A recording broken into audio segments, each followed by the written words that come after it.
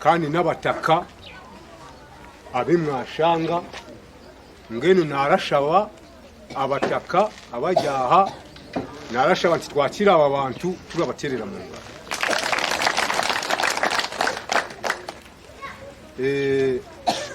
Aba bantu ndagira ati mukabarebagaho konka ubwo bayija nibo baramanye cyabagira ki icyabareba nandabashaba kugira ngo mugire obucurera mutekane batugambire cyabareta n'abantuwa ngene ngo ekibare ababine entanda yibatwiniye baza kuyituhereza aza urabo yineme kibuzo akibuze kugira ngo acenge agororoke ngene arabashobo bucurera yaba aratuganirira hagire kitwagira ki ekitwayihamu ngene arashaba mukama wanjye giso ti batakagambira tini afande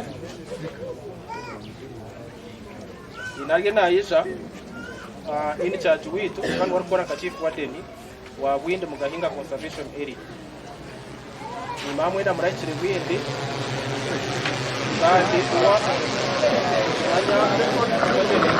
Echyuya ubwati sonda kuza kuyiye rindi izina abo kuba yali Bwinde Mugahinga none buto buhagire mu Echyuya waza kuyiya irindi izina. So nenda kubasima abo kwisha muri ruciko kandi no kututangirira namani nengoga no kushemererwa ni natwe twabashemererwa nisha babunija nabo babaterere mu ngaro. Erizoba ekituresire nyomwazyo ningira mwabihurira na Kitoro district wabuganire Kalengere turukuza kukwasibwa erihamba rya Echyuya ekitongole ekimureba ha kiri mwaba bashija amamanzi baracheta Uganda Wildlife Authority. Ekitongole cha Uganda Wildlife Authority n'ekitongole ki government yahiramani n'obushoborozi kuleberera enyameshwa eziri mu national park ninga mu malindiro nkeri nangwane zira heru ya malindiro. So omulimo gwitu no kuleberera malindiro kati twakazana hiro aheru ya malindiro hali enyameshwa ziriyo nazo tukagira ki tukazirinda mbwenu ku Echyuya yashira mikono yitu kandi no kwija kubashaba kugira ngo mukwatanise nitwe kugira ngo tugirindeje twalirindaje Echyuya nimanya ngo umutwe muragikozesa murakorera mwe ibintu binji konka kandi nabwe nimanya ngo ebimwa muri koreramo bya bitarabafunira kusinga koko erihamba ryaza kubafunira nyowe kandi wakagamba ninzagwa hihi nihamba rya Bwinde National Park kandi nyine nyaka yahiguru abukwa nyine nyaka 55. So munyaka yanje yo buto bakacinga Bwinde kabatakana ngote ngo mwene hati twatushyenyagamu turarisamu mwe twaza kufuna kiko nkani nakubagambira buti waza Bwinde nakukaza no Mugahinga ni warugayo umuntu wene uri kushisha ihamba uramugira ngo stop uramugira ngo lekeraho hapo amagoba agararuga mukulinda je ihamba ryanyu mwalirindaje muri hamwenci amagoba kandi amagoba gisha itwe twalize yitu yestongo ta Uganda Wildlife Authority abajungu bisha ko kutayaya nesate ziturakora turazigabana n'abantu abo turatura nabo abetororeki ihamba. So mwenu hati twatandika kukora asate karatahamu twazakora ubuciko bwanyu tukolengane nimwe sete umwaka gwahwa turatushololize tubayezanyu. So maza kwa murashitama mukana mwenu sete zitwezi uzaza kujya tuzikolese ki nimwe batugamije ubona ngo mugira ki mukore. So kaba abarubanda side ya kuri bo batakire kuzibona nango no batwire barazibona abaretorora Bwinde. So nimwe mwaza kugira ki kuzibona mwene kinera kumara ubwire bwinji abo kuba twineho kuza kugambira ha radio mushaza higuru na ninshaba yawe conservation area. Government etandikira ekiteekateeko ky'okukuza Echyuya naye kaba national park nk'ezindi. And one of the process requires that once government has identified an area to be made a protected area, government is supposed to give what is called a temporal management measure for that area. Kandi government eshangire ngu bayenda kukuza omwanya bakakora national park ine ekihandiiko ekyokushoza ekakwasa uwa kugira ngu abanze bareberera ogwo mwanya kumara amezi 6.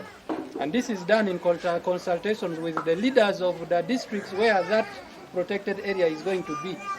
Kandi ekyo kirakorwa uwa ekwatanise n'abebembezi ba districts ezo ez'ogwo mwanya gukushangwamu.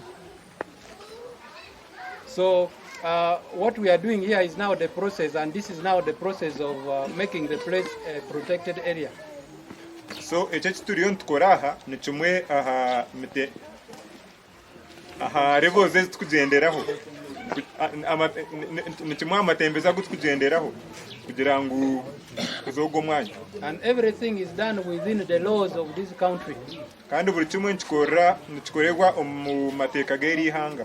And what I am going to read to you is done in accordance with the Wildlife Act. That is the act that looks on how the wildlife in this country is supposed to be governed. Kandi ebyariyo naza kutushomera byona biri omu kiragiro ekihango ekikwata amateeka g'okurinda amahamba ekibakweta the Wildlife Act. Now, government has issued a general notice. Government eshuize ekirango. And this general notice is what I'm going to read to you. It empowers us to do 16 things.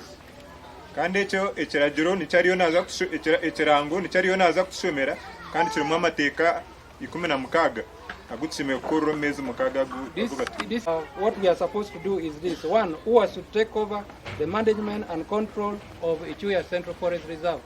Ekyokubanza nkigira ngu ekitongole ekikurinda amahamba ningashi ekya uwa shemerire kutwara okureberera kwa Echyuya Wildlife Reserve. And that's why we are here today. Kandi niyo nsonga bwenki tujja. Number 2, who has to deploy its staff to Echyuya Central Forest Reserve to ensure effective protection of the reserve.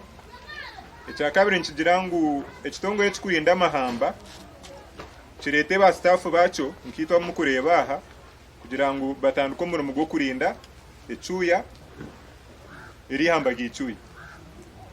UWA should work with the Ministry of Lands, Housing and Urban Development to open boundaries of the reserve. Ekitongole ky'amahamba kishemereire kukora na ministry ey'ebyamataka hamwe n'entunguuka y'amatawuni kugira ngu bigure ensharosharo ningashi empenda za Echyuya. Develop coordinates and maps for gazettement of the reserve. Kandi ngu bakore mapu kugira ngu eyongere kuyamba omu kuhindura Echyuya ihamba. UWA should remove all encroachers from Echyuya Central Forest Reserve, if any. The word if any is important. Engwe ekitongole ky'okurinda amahamba kishemereire kwihamu abantu abari omuri Echyuya babarimu kandi abarimu omu buhenda amateeka. If you are in the reserve, not if you are outside in your land here, if you are inside the forest there and living there, they are saying we should remove the people who are what? Who have encroached and they are staying there. Nkimanyisa ngu aba bantu abatahiremu omu kibira ningashi omu ihamba nkabo kuzayo kuza kuhingayo kuza kuturayo ninga kuza kukorera mu business ezindi. UWA should prevent any further encroachment of the reserve. Kandi uweshemerire kurinda okutahirira eri ihamba. Any further destruction of trees enkokushisha emiti and any other illegal activities in the reserve. Ningashi endijo mirimo erikukorerayo kunketa kwikirizibwa nk'okwiga okurisa okuhinga ninga okutundiramu nk'ebyokunywa n'ebindi bintu.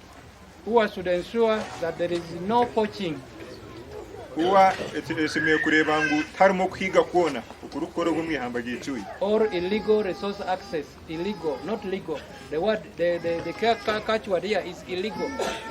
ningashi kwihaye kintu cyona katugire ngu nkeri itakere twashangane bihayo ebinyatsi enku emigano na nenshuri arabo nahurira ngo bihaye enshuri. There is access which is permitted and there is access which is not permitted. The one which is not permitted is illegal. Hariho ebintu ebikubasa kwihwayo omu mateka ningashi ebikuba byikirizibwe konka hariho ebindi ebimukubasa kwihayo batikirizibwe kandi ekyo nicyo kitweta obuhenda biragiro. Who was to restore degraded areas of the Central Forest Reserve? Bagira ngo ekitongole ky'amahamba kishemeye kugarizaho emyanya yasisikire nkaho kushanga batemere emiti ninga bahinje so bashemeye kubyaraho emiti endijo kugira ngo hagarike hakuri. Who should arrest and prosecute any offenders under the applicable laws of Uganda?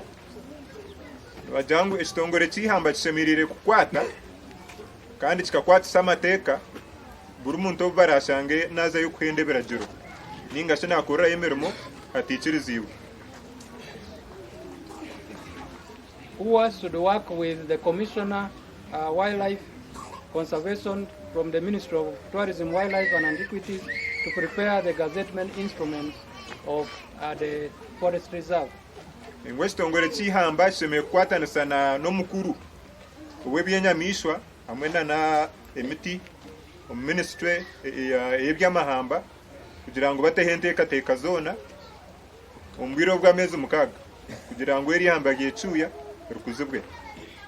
Who should conduct sensitization and community education on the importance of Echyuya forest? Ekitongole cy'ihamba kishemereye kushomesa abantu ngate ekyo turiyo nitukoresha already turiyo ntukora ekyo kiyaza kushoma kishemeye kwegyesa abantu emigasho y'amahamba nk'Echyuya na nokushemeye kuba nturirinda tukwatanise nimwe. Who should undertake tourism and research activities and related programs for the sustainable management of the forest? Uwangu eshemeye kutungura eby'oburambuzi hamwe na n'ebyokucondoza kugira ngo erihamba twatandika kuririnda ribe niriganyira abantu ba burijo kandi rikubatahiza atari mu okwemurgunya. Who should access all existing partnerships over Echyuya and deal with them accordingly?